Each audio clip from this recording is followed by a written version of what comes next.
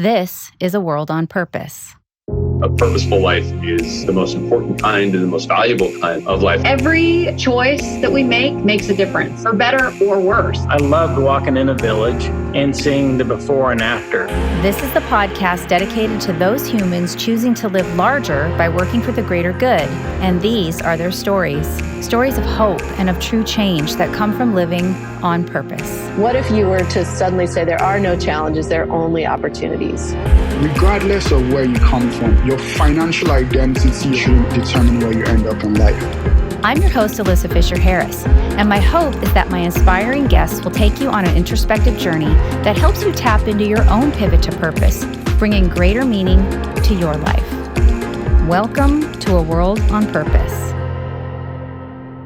Hey, y'all. Thanks for coming back to A World on Purpose with me, your host, Alyssa Fisher-Harris. You know that my mission in life is to bring you really inspiring content from all these incredible change makers that we like to say are living in the world on purpose. And today, my heart is really touched by this man.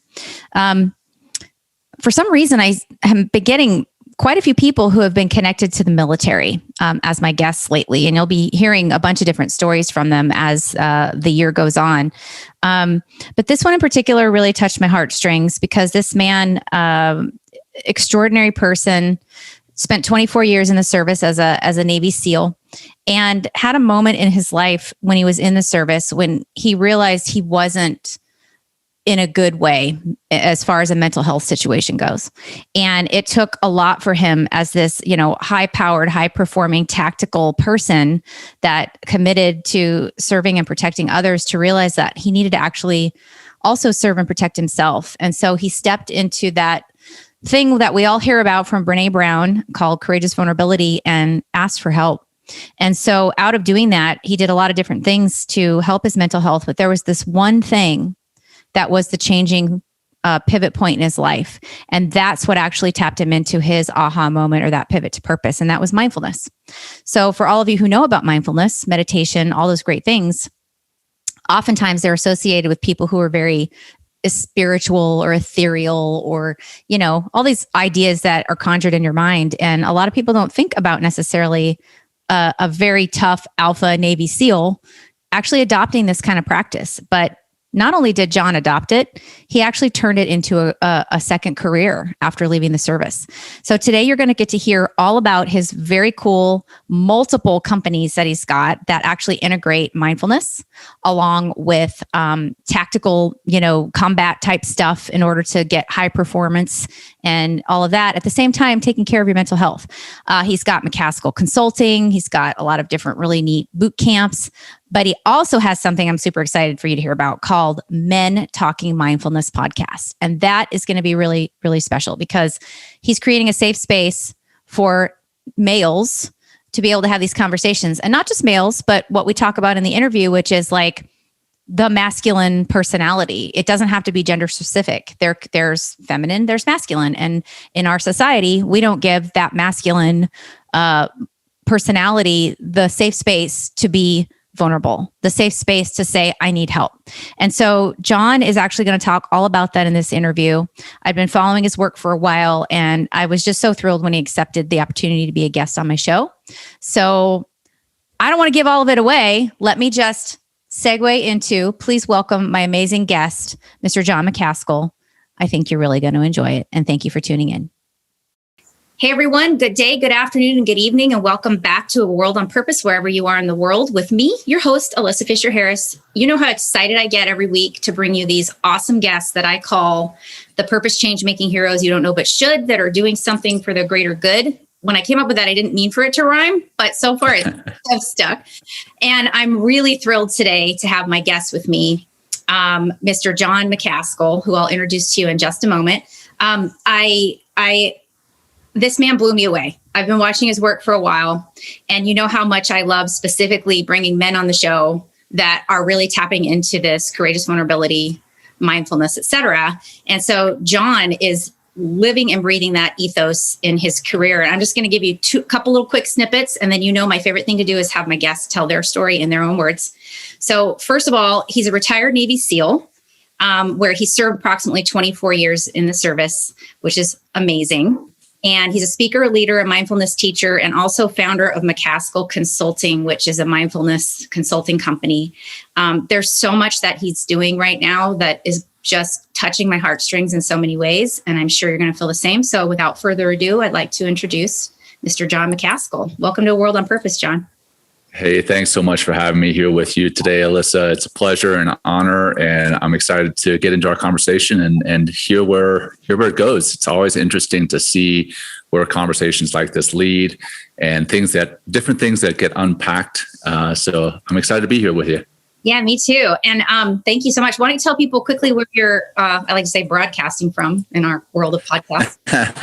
Sure. I'm broadcasting from my home in Colorado Springs, kind of out in the country, and hopefully it will come through clearly, because out here in the sticks, sometimes we have connectivity and sometimes we don't. So hopefully it'll come through okay. Yeah, it will. And everybody's very forgiving right now in these strange times, right? That's right. That's right. So we'll do great. Jon, I've been kind of following, I don't remember exactly how I saw your work around mindfulness, but it really struck me that you were a military service member, Navy SEAL, which is clearly very tactical work oriented. And then I saw how you had really shifted and made this purpose shift to mindfulness. And I also happened to see you recently I want to give a shout out to Larry Hagner on a really great podcast he has called The Dad Edge, which that was such a good interview. Yeah, he does a really, really good job of like I said, unpacking some really interesting aspects of a person, and specifically, going down the dad route. I'm a dad. I've got 2 young kids, and number 3 is on the way in just a couple of months here. But Larry has a really good job of unpacking what's needed as a father, unpacking the good things and the bad things, not so much the bad things, but maybe some mistakes that we've made as fathers and how we can learn from those mistakes. So he's a great host. Yeah, well, I really recommend everyone listening to that interview with you, because it was such an interesting perspective. And I bring that up only because you, myself, a lot of people right now are putting content out around our area of passion and expertise. And we're going to dive into a little bit later your podcast also, which I love, which is Men Talking Mindfulness Podcast. But before we get there, this is the part of the show I explained to you around our segment. So we sort of do it in segments to give people kind of an idea of how we're doing it. Love it. Yeah, we're kind of organized. We try to be organized, but I love people. If it's not working for people, let me know. But this is the part where it really is your opportunity to tell us what I call your purpose origin story, and that kind of pivot to purpose, or maybe multiple pivots to purpose, where you realized you wanted to leverage your talents and skill sets and networks towards something that was very mission driven. So I would love for you to just dive right in. The show, the floor is yours, sir, to take it and tell us all about Jon Macaskill and his purpose driven life. Great. Well, thanks, Alyssa. I will be honest, to really definitively unpack, I keep using that word, but the purpose that I have found, it really took me, I would say years, but it even took longer than that. And I only recently defined it. And that was going through a program, actually 2 programs, one called the Commit Foundation, which is a military transition foundation, kind of helping those who are transitioning out of the service and into the corporate space afterwards, or whatever it is they transition to afterwards. And then the Honor Foundation specifically is catering to those within the special operations community. And in both of those, in the Commit Foundation, there was a module called Pursue Your Purpose. And in the Honor Foundation, we did Simon Sinek's Find Your Why. And the two kind of, there's a lot of overlap between the two, but ultimately what it boiled down to was serving others, was helping others live their best lives, their most fulfilled lives. And that's kind of what I believe my purpose, my why is in this life. And to go back a little bit further, it goes back, I didn't realize it, but it goes back to when I was probably in high school, and I was running track and cross country, and on a fairly small team, but we're very good at what we did. And my sophomore year in high school, my coach named me as the as the lead for the team, the captain, right? There's the name there's the word that was escaping me for a second, the captain. And I was one, humbled, but then two, also a little bit nervous being the captain as the sophomore when I had juniors and seniors over me. But he told me, hey, look, you have a calling in this life, and that's to lead others and to serve others. And, as a, 16-year-old at the time, you take that with a little grain of salt, and then you kind of put it in the back of your mind and don't really think about it too much. But then, when it came time to decide what I was going to do after high school, I realized, I want to serve in the military. I want to serve my country. And I specifically want to do something that's part of, an elite group, something small, tight knit, but elite, similar to the track and cross country team that I had been on. So I started looking at special operations, and at the time we had spent a lot of time. I grew up in Louisiana, but in the summer times we would go down to the Gulf Coast to hang out and spend a lot of time in and on the ocean. And I fell in love with the ocean. And I say that, but here I am living in the mountains. I'm also in love with the mountains. But anyway, the ocean was calling my name. And so I realized that I wanted to be in the Navy, and the Navy special operations community that kind of jumped out at me was the Navy SEAL community. So went into the Navy SEAL community and did my time, served for 24 years, 17 of which was with the SEAL teams or connected to the SEAL teams or special operations of some sort. And then I went through those programs that I mentioned earlier. And this is where the kind of purpose was unpacked again. So, you've got the coach when I was 15 or 16 years old telling me, hey, you've got a calling, your purpose is service. And then me going in and serving in the military, but not really realizing why I was doing it. And then as I'm looking to get out of the military, that those programs, the Commit Foundation and the Honor Foundation, really peeling back that onion and showing me again why it was that I wanted to serve in the military, but then how I could bring that desire to serve into the life after the military. So here I am now. I've done some work in the nonprofit space, and now I'm also in the corporate space working to teach mindfulness and meditation to just about anyone who will listen, so that they can live a life of peace, more inner peace and fulfillment, enjoyment, and deal with the stress and anxiety that comes with everyday life, and then also perform better, ultimately being more focused, more productive. So there's a desire to serve in that aspect as well. Wow, that's awesome. I have a lot of friends in the service, and I feel like part of what we talk about on this show is like sometimes when people are finding their purpose in life, they might attach a nonprofit or a mission to their business, or, they might make a product that inherently has a purpose inside of it. And I feel like the service is also that. In a way, that is all about serving, right? Your purpose is to serve and protect. And I'd love to talk a little bit about how that was for you, having been in a very elite, very tactical oriented kind of job for so long, and how that pivoted for you to be able to bring mindfulness and marry mindfulness with that background. And why mindfulness? How did that come up for you? Because obviously you said high stress, we're all high stress, but for sure, that's got to be beyond. Yeah. Well, in this day and age, I mean, I think everybody living in the pandemic, working from home, there's definitely new stressors that are out there. So it's kind of an appropriate time to be in this space. But I will tell you how I got into it. It all kind of boils back down to the fact that I was in the SEAL teams, which is ironic. The ironic side being that I was dealing with stress and anxiety and depression, being that I was in the SEAL teams, but because I was in the SEAL teams, I was introduced to mindfulness and meditation, which is counterintuitive. Most people wouldn't think that, but because I was dealing with those, I ended up going to counseling. And a counselor recommended that I try mindfulness and meditation. I was actually on medication prior to that, medication with a C rather than meditation with a T.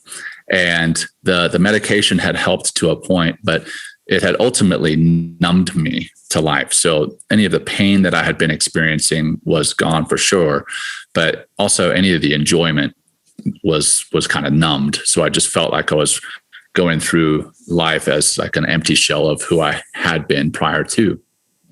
And went to counseling, and this one guy recommended mindfulness and meditation to me. And at first I laughed at him and was like, hey, do you know that I'm in the special operations community? You know, I kind of envisioned myself as this big tough guy, and I can't be going around telling my friends or my colleagues that I'm meditating. Because in my mind at the time, meditation was something that monks did, or hippies, or yogis, which I have nothing against. And we'll talk about men talking mindfulness here in a second, but I have nothing against those groups, but it's not something that I saw myself as. I didn't have a vision of myself with long hair or meditating in general. Right.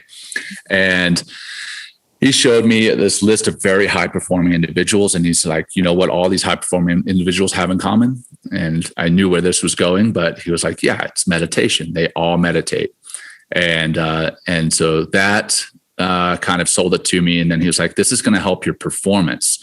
So I went in there to deal with depression and stress and anxiety. And he sold me something that was going to help my performance, because as a type A personality, somebody in the special operations community, we're always looking for an edge, and that's an edge over our enemy or an edge over our buddy, like right next to us. And getting told that there was something that I could do on my own that was going to improve my performance mentally, physically, emotionally, spiritually, all these different realms, then why not? Why not at least give it a shot? Right. I mean, I had tried all the different performance enhancing medicines, or the supplements that you buy over the counter. So why not try something that was natural that I could do on my own and really see what happened? After about 2 weeks of practicing, I went back to him and I was like, Doc, that mindfulness and meditation stuff is not working for me. And he was like, well, that's like going to the gym. You've probably heard this on the Dad Project before, but this is like going to the gym and going, hey, after 2 weeks, I'm going to look like a Superman or a bodybuilder. And we all know that is not the case. So I went back after eating some humble pie, and I meditated for about another 6 or 7 weeks. So now a total of 8 or 9 weeks that I've been meditating regularly. And I started to see changes in the way that I dealt with other people, in the way that I saw and experienced life. I was able to come off of the medications that I had been on. So the enjoyment came back. There was still some depression and stress and anxiety that came into my life, but I had new tools that I could handle that with. So that's where the big changes happened initially. And then I had people come to me and they were asking me what I was doing differently. And that's when I was like, okay, so it's not just a placebo effect. It's not just me thinking that I'm feeling better. Other people are noticing. Again, it's just like the gym analogy where, you work out for 6 weeks, you start to see changes in the mirror. You work out for, 2 or 3 months, other people start to see those changes in you. Well, that's what people started coming to me and they were asking me what I was doing differently. And at first I was a little hesitant to tell them that I was meditating, because that same stereotype exists among my friends that I had before. So I told them, and I expected their eyes to glaze over and for them never to speak to me again. But what happened was, to a person, they asked me, oh, well, tell me more about that. Tell me more about that. And I did. So I started telling people about it, and they started getting into the different mindfulness or meditation apps, and they started meditating, and I started to see changes. I was like, you know what? I could do this for a living.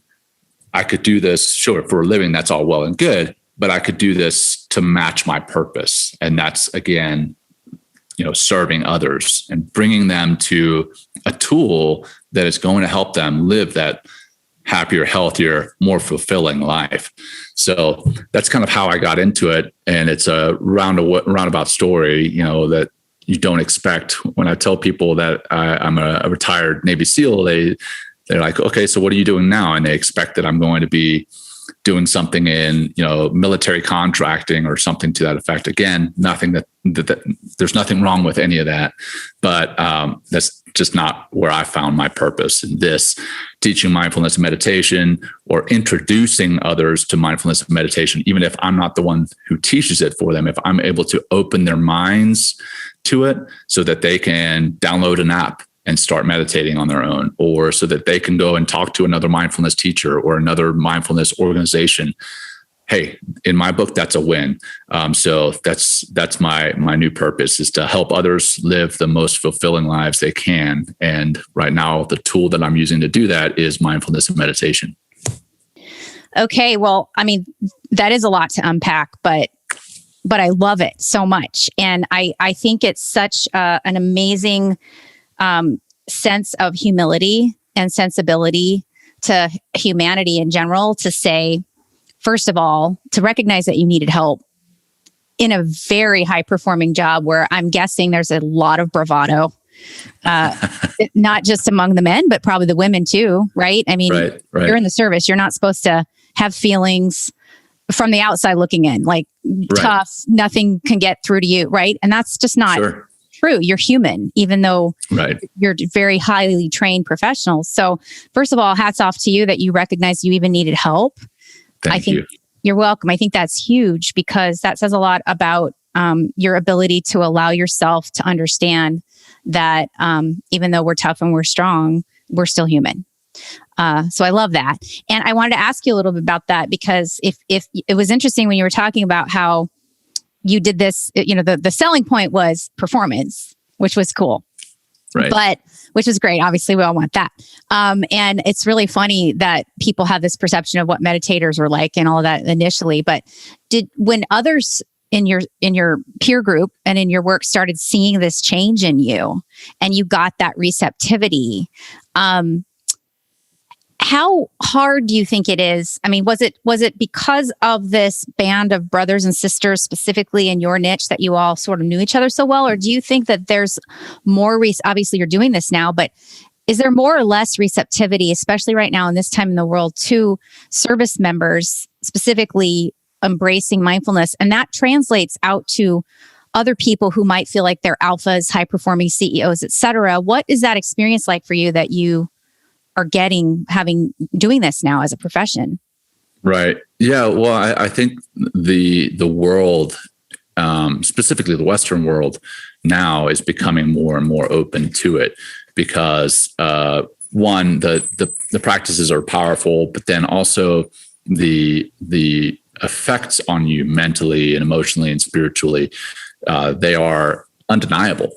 Mm-hmm. And now people are getting out on social media and sharing what it is they've experienced. And so, the Western world as a whole, I think, is becoming more accepting to these practices that once were kind of woo-woo or snake oil or, some kind of weird practice that, again, only hippies or monks or those in the Far East practiced. Mm-hmm. But yes, now also in the very high performing teams, there has been an awareness or an awakening to the performance enhancing sides of these practices. And that's how I sell it initially, because again, if I go to the C-suite and I tell them, hey, I want to talk to people about mindfulness, mm-hmm. I get laughed out of the room. But if I walk in and I want to talk to them about tools that are going to enable them to be more resilient when there's a crash in the market, or be more resilient when there's a pandemic, a health pandemic, or to have more grit, like more stick-to-itness, right? Yeah. Then people want to hear up. Their ears perk up. And then I'm like, oh, and by the way, that tool is mindfulness.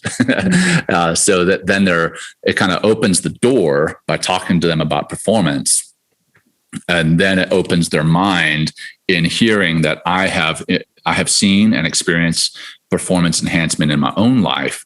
And that was done through mindfulness. So that opens their minds. But then the part that's really important to me, sure, that performance enhancement side, that's for the C-suite. The bottom line potentially increasing, that's for the C-suite. But that gets me in front of people so that I can improve their lives individually.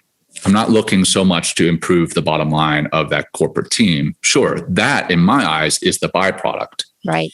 In the C-suite's eyes, the health and happiness, fulfillment, inner peace, that's the byproduct. Really, I could care less about that bottom line. It's really helping people live happier and healthier lives. And then that byproduct being the increasing of the productivity and that bottom line. So that's how I think the military side is looking at it too, is, okay, well, we can improve performance of our military members initially, and then we can also use it to address the depression, the mental health, the mental wellness, maintain that mental wellness. And I want to, I think it's important to hit on the mental health aspect of mindfulness, but also that military, improving the military operator. I'm not talking about making us better killers, because a lot of the time when you talk about teaching meditation to the military, those who are deeply entrenched into the mindfulness and meditation space, they're like, well, what are you doing? You're taking a peaceful practice and you're using it to train people to be better killers. No, what I want to do is make people more aware on the battlefield so that there are fewer lives lost, so that there are fewer lives lost on our side, so that there are fewer civilian casualties, so that there are times when the escalation doesn't have to happen. So, an example I used earlier this week, I was on Clubhouse with a gentleman. He asked this very question about training to be better killers. If you're out on a patrol and a young man on the battlefield walks up to you, maybe he's just there to sell you apples, or he's got a problem with a family member, but because he's a military age male, that's a term we use in the military, is military age male. We may assume that he's the enemy. And because he's advancing on a patrol, sometimes we may engage him because we feel there's a threat. Well, by practicing mindfulness and meditation, we can be more aware, more compassionate for our fellow human beings, more aware of the situation, show more empathy for what it is he's experiencing, and see him for more than a military age male, see him for another human being that may be coming to us for help, and not engage him, and therefore not hurt him, hurt his family members because of the loss of him, and ultimately de-escalate the level of conflict through the uses of mindfulness and meditation, or the practices of mindfulness and meditation. So I want to make sure I mention that, because there are people who think when I talk about teaching mindfulness and meditation to military members that I'm working to make them better killers, and I am not. Okay. Well, that's great clarification. I mean, I wouldn't have thought of that, but I'm surprised that that's what people would think. And I can understand that, I guess. That's a great place to take a quick break. But when we come back, I want to ask one more quick question about that specific thing with the service. And then we'll get more into sort of what you're doing now for people in your several businesses. You have many endeavors, which is so cool. So your transition was really awesome, which I love. So we're going to take a quick break, everyone, and we'll be right back with Jon Macaskill. Go get your water, or breathe on purpose, as we like to say. And we'll be right back.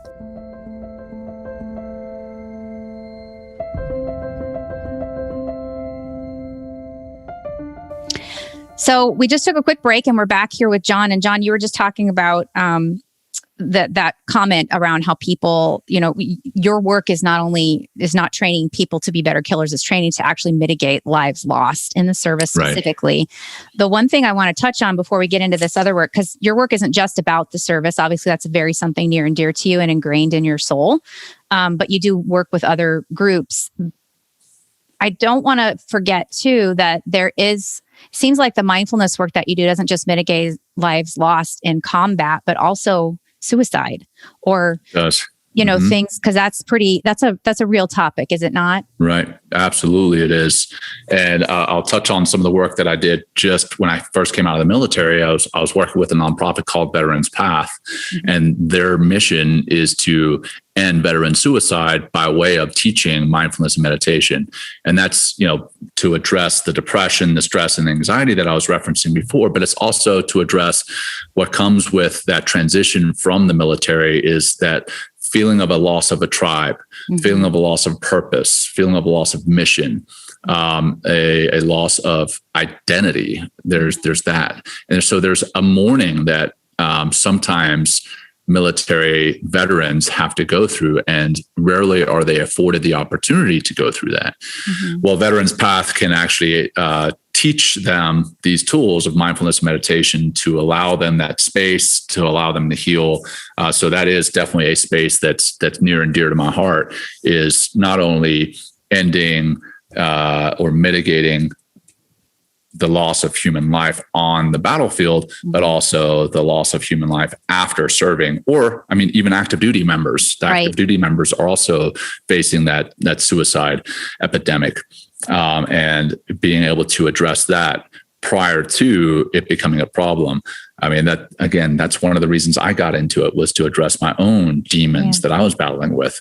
And that helped me out tremendously. I attribute mindfulness and meditation to not only changing my life for the better, but quite literally saving my life. So that is something that there are organizations that are out there doing, and I'm very thankful that they are out there. I am too. And I really appreciate you talking about this so openly, because I think it's hard. I don't want to generalize, but unfortunately our society creates this toxic masculinity situation where it's not okay for men to talk about this stuff, right? It's the feelings, et cetera.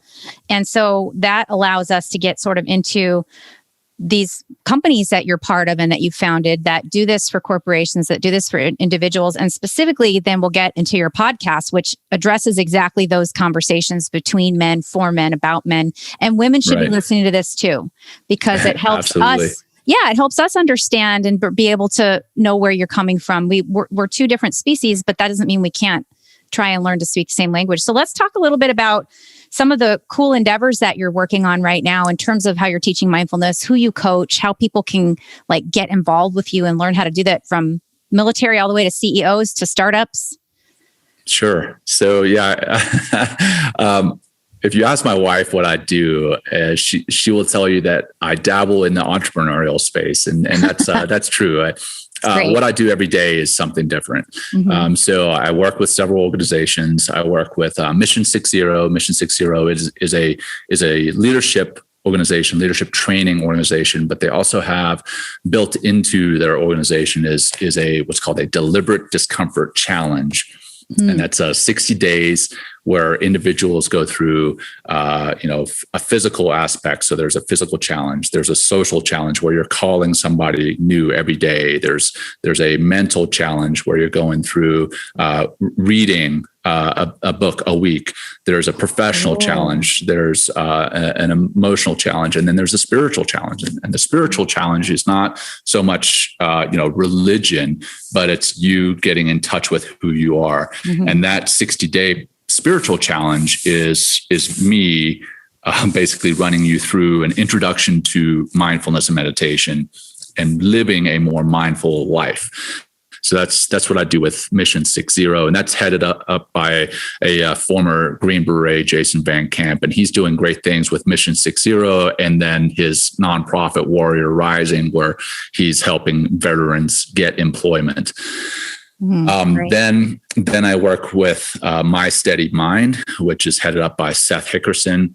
Seth is also a former or a Navy veteran, and he and I and our team work to bring mindfulness to corporate teams, specifically for improving performance, but also improving the ability to deal with stress at work and in life in general. So what I call arousal control. And when I say arousal, I'm not meaning in the sexual term. I mean arousal as in any type of stress that causes your heart rate, your stress response, your stress reactions to take over, and being able to control that. That's what My Steady Mind does. And we have a program for that. You can check it out on mysteadymind.com.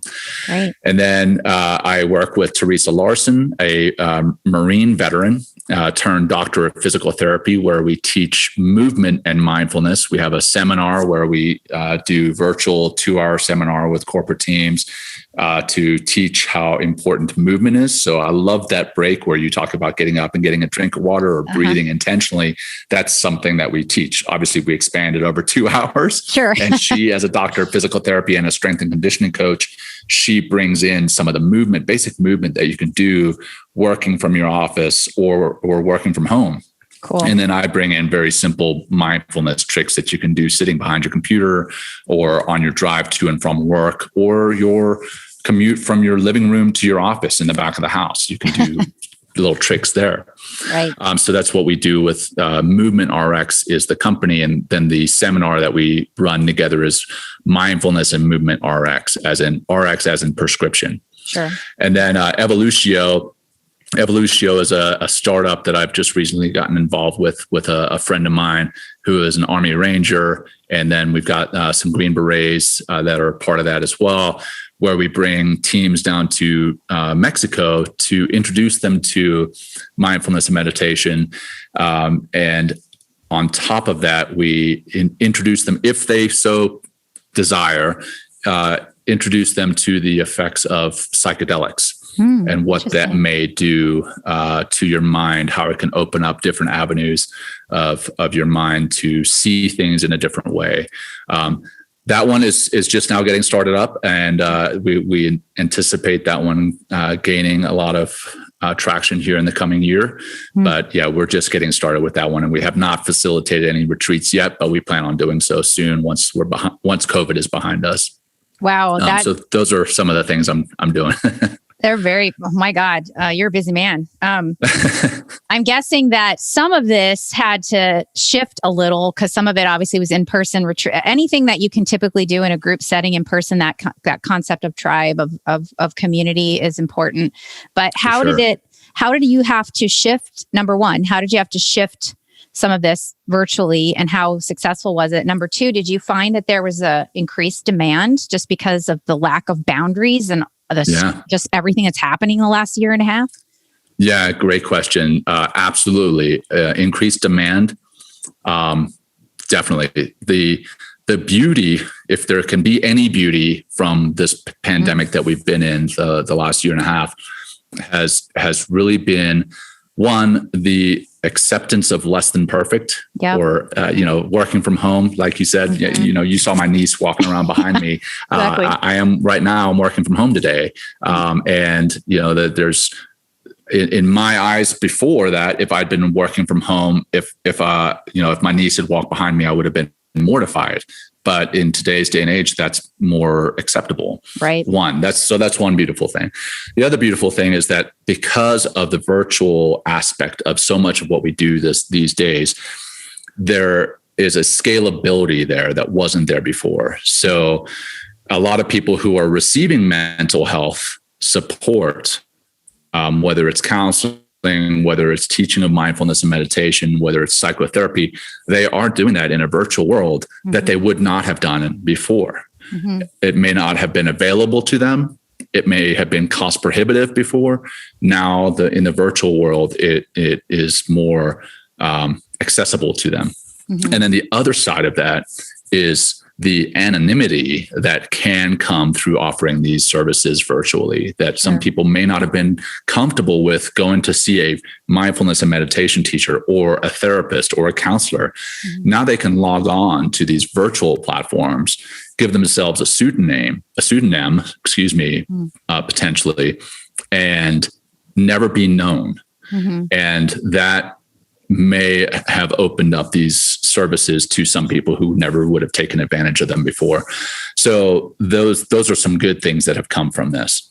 Absolutely, we did have to shift. Again, with Evolutio, something that we've been talking about for a while. We have not been able to do any retreats, and that one is not. That's one that is not really doable virtually. Yeah.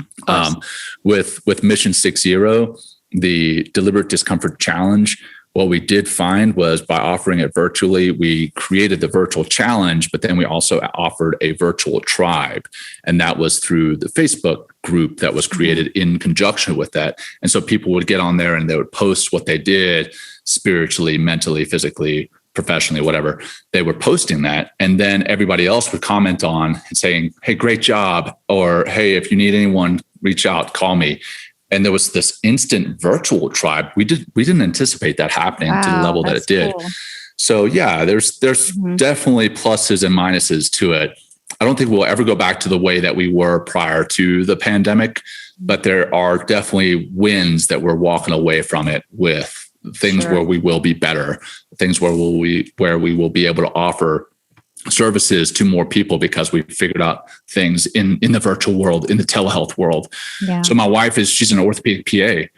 She's doing a lot more telehealth these days than she was prior to.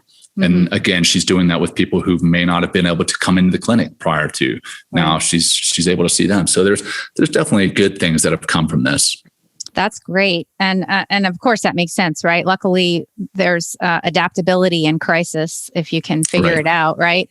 Right. And that's something you learn obviously in the service. I'm curious, one of the things that's happening, I have a background actually too in corporate wellness. So for me, this is completely like obvious, rote, let's do it. And there's even companies now hiring chief wellbeing officers and integrating these kinds of things into their budgets. So obviously the receptivity from a budget standpoint might be more easily adaptable on a corporate side or an entrepreneurial startup side. I just want to ask one more question. I don't want to keep referring back to the service, but I feel so, I have a heartstrings for it. And I'm just curious, do you feel like, every group you just told me that you're working with and doing this stuff with, all of you are veterans. And there's got to be something to that in that, not all of you have other people working with you too, but do you feel like this is something that the service would start to create budgets for as an opportunity to have very accessible to service members so they're not having to pay out of pocket or even veterans affairs? That's the vision. In the VA, they do have some meditation teachers that are teaching veterans. It's not accessible all the time. The periodicity is hard to predict, but there are efforts by the VA to bring mindfulness and meditation to veterans on a much larger scale. So that's a win for sure. And they're trying to get that in legislation, get funding for it. And I'm very happy to see that. Great. As far as, bringing it to the services themselves, the Navy has a program called the Warrior Toughness Program, where they're starting to teach mindfulness and meditation at boot camp. Great. I believe the Army Special Operations has something similar. And then there are organizations that are teaching it to individuals as they're going into the military, trying to prepare them for what it is they're going to experience, the stress, the anxiety, the performance that they're going to need in the military. Yeah. Where I think they are lacking and this is just a scalability problem, is because the military is such a huge machine. Sure. Is bringing it to the people in the middle. So not just the special operators, because again, the special operations community is starting to develop things like these, but not just the special operators and not just the people at the beginning of their military service, like Navy boot camp that I referenced before, and not people just at the end as they're going through transition. So they have organizations like Veterans Path and others that are out there teaching, but right there in the middle. And that's going to take time. And I think with money, congressional funding, there will be programs that are out there and readily available to the service member at all times that address specific service challenges, military service challenges. So, you can log on as somebody who wants to meditate, you can log on to any of the numerous meditation apps all the time. Sure, that's well and good, and there's nothing wrong with that, and that's going to help. But if it's something that you want to get that is addressing again specific military service challenges, there's not anything out there, and that's where something needs to change. That's great. Well, I'm going to hold a candle for that because I think it's so needed, especially for the active duty members, just as much. Absolutely. Okay, so corporate stuff. Like I work with an amazing young company. We call ourselves young, even though we all have about 30 years of experience between us, and it's mostly men. And I'm very fortunate that it's all men and 2 women. And we know that that's not gender equity yet. We admit when we're working on things, we're still working on building our teams. But I happen to be really lucky that I am part of a group that has some of the most emotionally intelligent men I've ever had the privilege and honor of working with. Kind, compassionate, caring.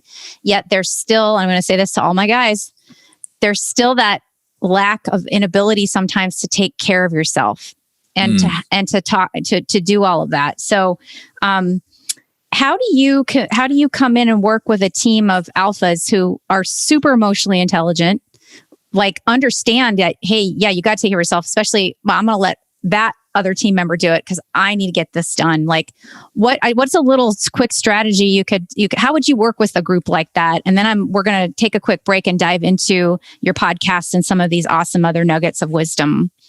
Great. Well, that's a perfect segue for that. So the male gender or the masculine energy is basically you want to provide, you want to protect, and you want to conquer. That's what everybody kind of envisions as the masculine energy, right? But there's really so much more to it. And I think when I approach a team that is primarily men or primarily masculine, I mean, it may be women that have that masculine energy, right? Yeah. But I break it down. I start an introduction to mindfulness and meditation by stressing people out. I intentionally stress them out at the beginning of the seminar. Interesting. And then I bring them back down. I calm them back down, bring them back into the parasympathetic nervous system, getting that activated, calming, and setting them into a much steadier mind. And in doing so, I tell them, you know what, the reason I did that is to show you that you can control your emotions. You can get things back under control physically. So your heart rate, your respiratory rate, your blood pressure, the sweating of your palms, you can get that under control just by breathing. I tell them that's the first reason. The second reason I tell them is so that they can be focused on what it is that I'm presenting, because by doing that breathing drill, that does hyper focus. And the third reason I tell them is it gives me an opportunity to calm down as I'm presenting. And then that normally breaks that perception of me as, hey, he's a presenter, he's perfect. That kind of humanizes me. And as soon as I can humanize myself to the audience, they are more apt to be vulnerable in the discussion, in what it is they're dealing with. And then I explain to them, but that by being vulnerable, you're actually showing a strength. I mean, and I talk about Brene Brown a lot in my presentations I love her. Oh, she's fantastic. Yeah. And normally after the show, I'll get men who are these super type A personalities who will text me or message me later. And they're like, hey, I'd never heard about Brene Brown. Two, I've always thought vulnerability was a weakness, and now I see it as a strength. And by the way, I just love the TED Talk or the Netflix special that I just watched with Brene Brown. And I'm like, wow, all right, great. Perfect. Love so it. That's how I kind of break it down in a room like that. And I tell them my background. And a lot of the time when they see my background, a very high performing type A personality or hyper masculine person may see me with my background and they say, okay, you know what? If this guy with his background is doing what he does, I can listen to what he's teaching. And so I do have, I guess, a leg up in that way that I have a background that I can relate to some that otherwise they may not be receptive. I totally agree, because I think it's one thing to like hear me say it or Brene Brown say it or whatever. When it's a guy like you who's been in that area of just, they can relate. That's the relatability factor, right? Right. And before we take our break, let's be clear on one thing. You said two things. You said you help them control their emotions and get them to come back down after you've stressed them out. But that doesn't mean they don't have emotions and they don't feel them, because then it opened the door for the vulnerability. So that doesn't mean stuff them back down and don't feel something, right? Exactly. Great point. Thank you for bringing that up. Absolutely. Yeah. And that's probably another great segue for the Men Talking Mindfulness podcast. Yeah, I'm so excited to dive into this. Okay, so everyone, we're going to take a quick break. Jon, that was awesome. And again, go do your intentional break and we'll be right back with Jon Macaskill.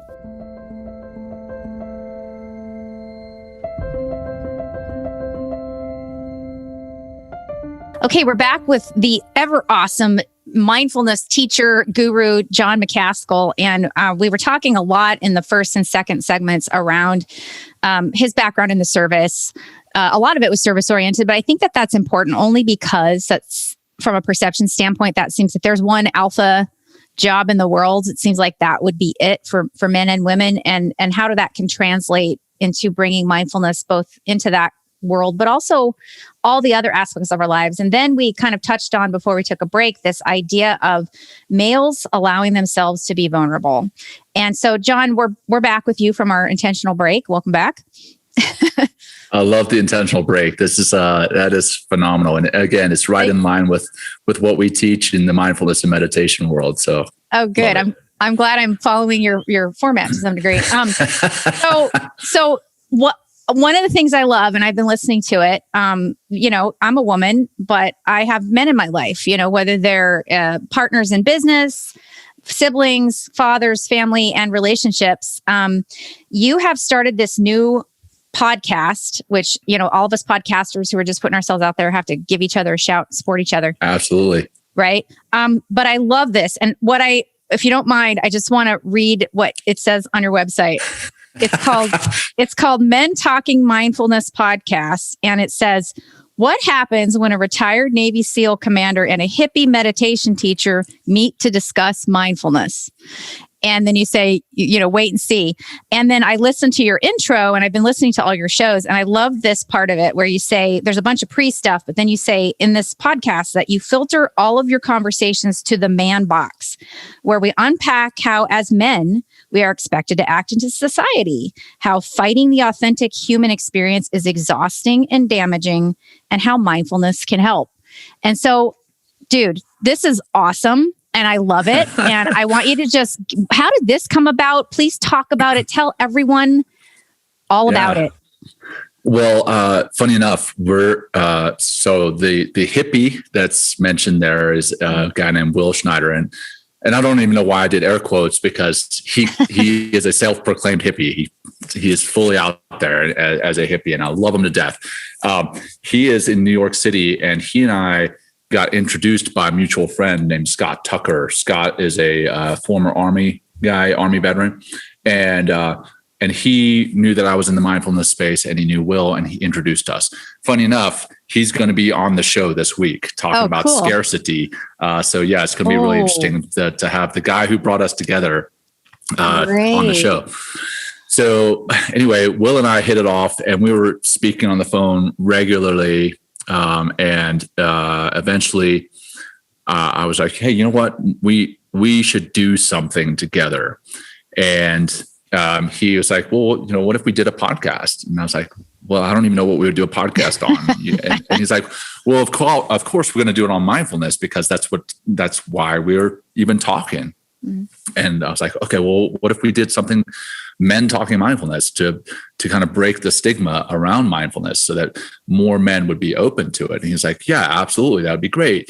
And it started as just an Instagram live. He had a fairly decent Instagram following, and we started there with doing something weekly on his Instagram live. And then we figured out how to pull that off of Instagram and actually pull the audio and make it into a podcast. And then just this year, so it's been around for about a year now, and only been in podcast format since like October. But January 1st of this year, we decided to move it from Instagram to LinkedIn Live, because I've got a decent following there, and it's just exploded. So we have brought people on to talk about toxic masculinity, to talk about confined masculinity, and what I have found is that term toxic masculinity is inflammatory in and of itself. So people, they take exception to that. They're, hey, you know what? I'm the provider. I'm the protector. I'm the conqueror. And here again, there's nothing wrong with being the provider, the protector, or the conqueror, but there's so much more. So that's where we brought on Dr. Ed Adams and Dr. Ed Fraunheim, and they have a book called Reinventing Masculinity. And the term that they used rather than toxic masculinity was confined masculinity. So basically, living in the confined masculine world, you are limiting yourself to those three personas: the protector, the provider, and the conqueror, when in fact there's much, much more to life. There's, the lover, the caregiver, the I don't know, I'm spacing right now on all the other different, but there's different personas that we can live. And a lot of the time, in the masculine world, and I'm not just going to say male, female, I'm going to say in the masculine world, because they talk about, gender being on a spectrum, right? Mm-hmm. Rather than the sex, which is on a spectrum. And, we can even get into discussion on that, but the gender and how you identify, you can be anywhere on that spectrum. Yep. And in that, you may be a male that shows feminine energies, or you may be a female that shows masculine energies. So I want to make sure when I say masculinity, I'm not just talking about men. Sure. Yeah. But yeah, we, Will and I, we started going down that path, and we really started to see people, not just men, people opening up about the fact that they had been living in these confined masculine roles, mm-hmm. Where they felt that they could only be the provider, could only be the protector. And then, we started unpacking these different books. So Liz Plank has a book, For the Love of Men. And in these books, they talk about how we as society are basically pigeonholing our young men into living in that confined or toxic masculine role. Mm-hmm. So you go down a toy aisle at Walmart, for instance, right, and you see little girls' toys, and little girls' toys range from, princesses to horses to, I've got a young daughter, and all her toys are over here. And then I've got a young boy, and his toys are mixed in there too.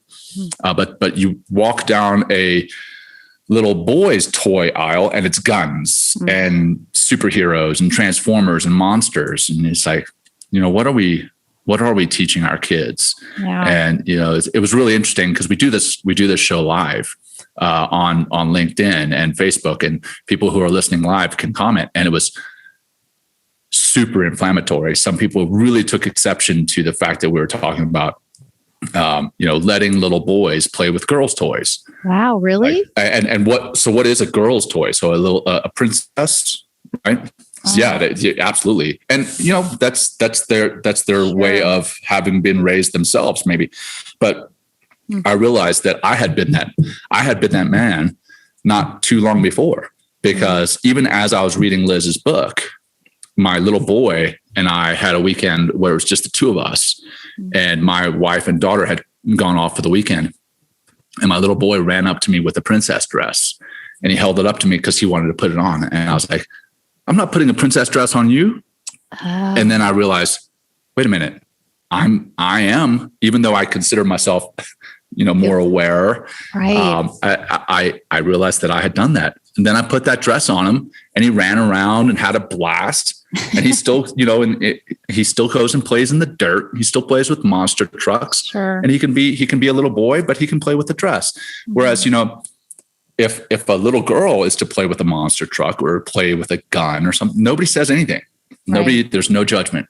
But if a little boy plays with a quote unquote girl's toy, what's the perception? The perception is that we're raising a gay son, which again, there's nothing wrong with that. Right. It's just what has society accepted as predominantly male or masculine roles versus female or feminine roles. And right. What are we saying about feminine roles? Or by doing that, we're saying feminine is weak and feminine is not.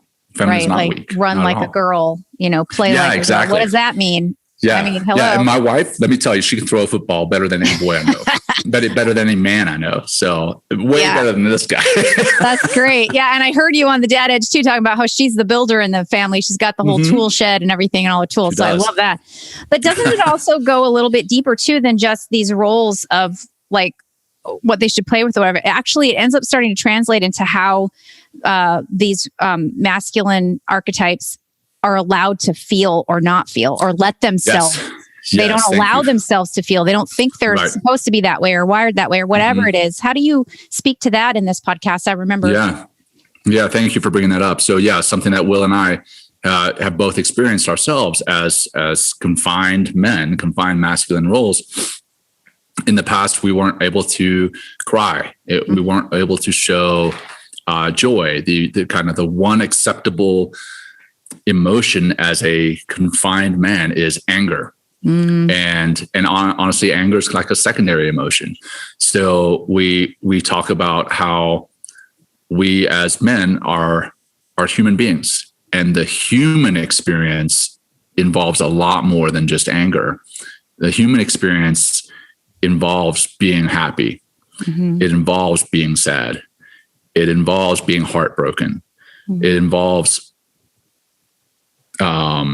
jealousy. All these different emotions that the human experience is, and how the only one that's acceptable to display as a man is anger. And when I say the only one that's acceptable, that is air quotes for those who are listening, because there's really not any emotion that is or isn't acceptable if the circumstances are set for that emotion.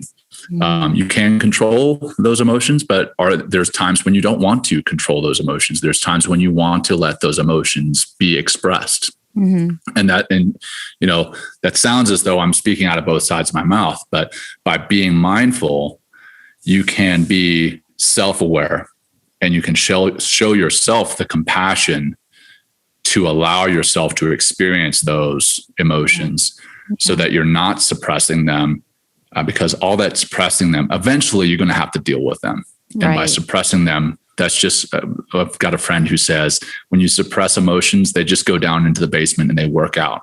And so they come back stronger. That's good. Yeah. So that's what the Men Talking Mindfulness podcast is on. It's really on anything that has to do with or surrounds mindfulness and meditation, in or the mental health arena. And it is predominantly, we're speaking to men, but we want women to listen too, so they can understand the difficulties and the challenges that there are. Nuances. Don't get me wrong. I am sitting here as a privileged white male. I get that. So you were talking about your team that you work with, and you have, I forget how many men, but it's more men than there are women, right? And so there's not gender equity there. I get that. But I also understand that there are challenges that are unique to the masculine energy that need to be addressed, so that people can live their happiest and most full lives. And that's what the show is all about. It's not a show that's like, woe is me, poor men. It's a show that's just about experiencing life to the fullest. Yeah. I think that's so important too, because you know what, again, going back to the idea that we're all human beings, and we all do have feelings, and we all bleed the same. I mean, we all have our own individual, unique nuances. Every single one of us on this planet is individual and unique and special. But there are things that we can relate to and learn about each other. So we have that radical compassion. Women, it's so easy for us to be like, we want to talk about things, we want to process it, and we want you to feel your feelings. And we don't understand that that's just not how your brain's wired sometimes, or that masculine energy. And so I really appreciate you're having these conversations, because I think it gives, I understand the white male privilege and all of that and everything, but human beings need permission to have feelings. They need permission to talk and feel safe, and to be able to have that space where they can be like, man, I've been suppressing these emotions for years. They've been down in the basement working out. Now they cold cocked me, and I don't know what to do. And then being able to do that with you are in these environments lets them, you said, not just live more fuller lives, but also their relationships are better with friends and family and significant others. Right. I do want to comment on that. I've had multiple people reach out to me after running the podcast, and they've listened to it, and they're like, you know what? I never even realized that I was being this way in my relationship. And it's opened my eyes, and I've gone to my wife or my girlfriend or partner. I mean, whatever gender. And they've expressed, now they are aware of the way that they've been, and they've changed, and it's changed their relationship for the better. So Will and I do this show. It's a hobby. but it is becoming a complete passion. I mean, Will and I text each other probably 50 times a day with different articles or different things that people have sent us or comments that they've made about the show and how it's affecting them. And it's super powerful, and we love doing it. And so thank you for the opportunity to share it with your audience. And I'll make sure I give you a plug on our show because I love what you're doing. Thank you. I appreciate that. Yeah, we got to have each other's backs. Because I really believe that these conversations need to happen. I'm a huge proponent of men being able to step into that part of themselves and giving them permission to do it. It makes our lives as women better when we allow men that same grace that we have. Right. So I think it's super. And then in addition, before we close out the show, they can listen to your podcast, but then you can also give them the tools through mindfulness on how to tap into that part of themselves, both men and women, right? Through the mindfulness work. Exactly. Great. Exactly. Yeah. Great. Well, Jon Macaskill, I could talk to you for like hours. I'm so sad that this is over, but it's been really great. And I would love to have you back at some point and just kind of catch up and find out, what's happening. And there's so many other things you're involved in. We didn't even get to talk about Trails of Purpose, which is, give a quick plug for that. This is going to be a little bit longer show, but I really want to hear about that too. I've got time on my side. So if you're okay, I'm okay. Yeah. So Trails of Purpose, founded by a good friend of me and my wife, good friends, actually, Kayla and Kyle. So you can see where I get Kayla and Kyle Aristivo out in the Virginia Beach area. It's an equine therapy group, Path Equine Therapy. And they're working with veterans who have either been exposed to traumatic stress or traumatic brain injury to help them tap into their better lives, their more fulfilling lives, their full lives, because there is so much that you can learn about yourself by being with a horse, by grooming a horse, by leading a horse through some type of course. There, you really learn a lot about who you are and what it is you're experiencing. And sometimes those emotions, talking about suppressing emotions, those emotions can bubble to the surface as you're with a horse. And by being with that horse, that's honestly by spending time with that horse, you're being mindful because you're right there in the moment, leading that horse through a course, brushing and grooming that horse. And then there's a community we talked about the tribe aspect of things, with Trails of Purpose. We would get together. So it's based in Virginia. I'm in Colorado Springs, and we're actually talking about starting Trails of Purpose West out in my little farm. I've got a little farm out here with 2 horses myself, but, they're in Virginia Beach, and they would meet on Thursdays and Saturdays and bring that community together to be with the horses, but then also to spend time with one another. So that's what Trails of Purpose does. And I'm on their board. I love what they're doing, fully believe in it 100%. So that's what Trails of Purpose does. And you can find them online or on social media, Trails of Purpose. And you can look up Kayla and Kyle Arist. I brought Kayla on to speak about why she found it. And she lost her father in the 9/11 attacks when she was 8 years old, and has had a heart of service since then. And that's what drove she and Kyle to found Trails of Purpose. Great. Well, you cut out a little bit when you were given their emails, but we'll just direct people on your episode page on A World on Purpose how to find that. But thank you. I wanted to mention that specifically, obviously, because you're a man who really walks this path of purpose. Even the word purpose is in that organization. So I wanted to make sure we discussed it. So Jon Macaskill, thank you so much for your time today. You've been super inspiring, and I really hope that people who are listening feel this space inside their heart to take on mindfulness and to understand how important it is to be able to step into that space of vulnerability and say, I might need some help. How do I do this? And so in order to do that, will you please tell people where they can find you? Sure. Yeah. I'm on the different social media platforms. I'm most mostly on LinkedIn. So just Jon Macaskill, JonMacaskill. But probably the easiest way to find me on all those different social media platforms, and then what it is, some of the things that we mentioned before, to include the Men Talking Mindfulness podcast. If you go to jonmacaskill.com/links, that'll take you to my Linktree site that has everything that we discussed today on the show.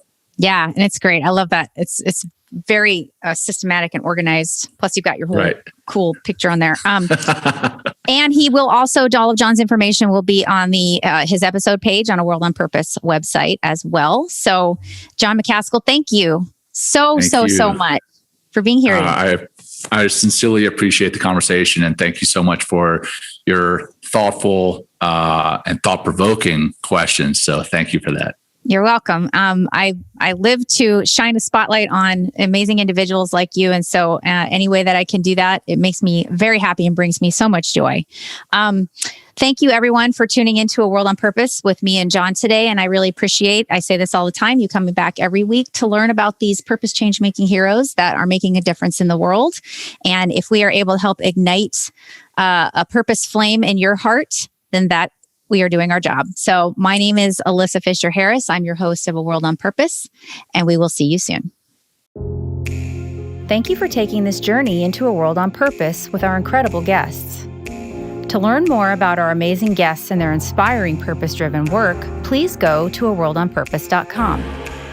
Don't forget to look at our call to action of the week to mobilize your desire for purpose into action.